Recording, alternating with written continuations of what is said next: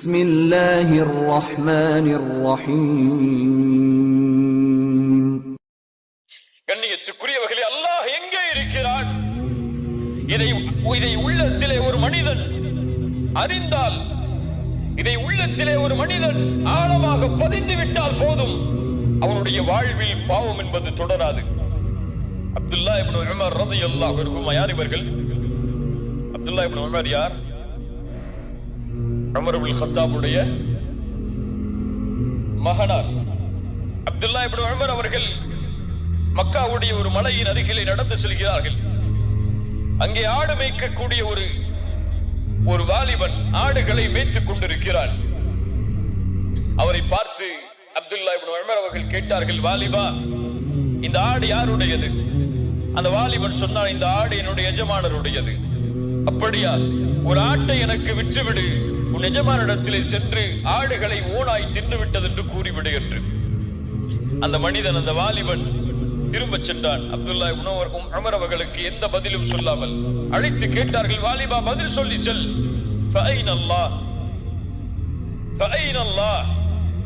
அந்த வாலிபன் கேட்கிறான் அப்துல்லா இப்னு உமரிடத்திலே திரும்பி சென்றவனாக, நீங்கள் சொல்லுகிறீர்கள் எஜமானரிடத்திலே சென்று ஆடுகளை ஓனாய் தின்று விட்டது என்று நான் சொல்லுகிறேன்.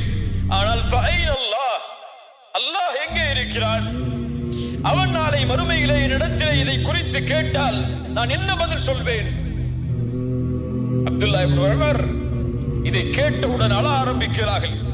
அந்த வாலிபனை அழைத்துக் கொண்டு அவருடைய எஜமானரிடத்திலே சென்று அவரை விலை பேசி அந்த காசை கொடுத்து அவரை விடுதலை செய்கிறார்கள். கண்ணியத்துக்குரியவர்களே, இந்த ஒரு அச்சம், இந்த பாவத்தை குறித்து நாளை மறுமையில் அல்லாஹ் என்னிடத்திலே விசாரித்தால் நான் என்ன செய்வேன் என்ற ஒரு பயம் உள்ளத்திலே தொற்றிக் கொண்டால் போதும், தௌபாவுடைய பாதையில் அவன் நடக்க ஆரம்பிப்பான்.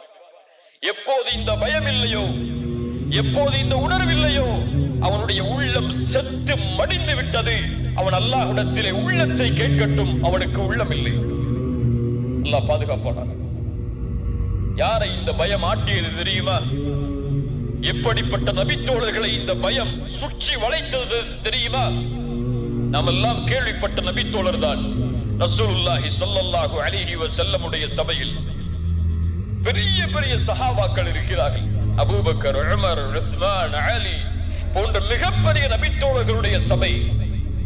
ரசூலுல்லாஹி ஸல்லல்லாஹு அலைஹி வஸல்லம் அவர்களுக்கு இல்மை கற்றுக் கொடுக்கிறார்கள்.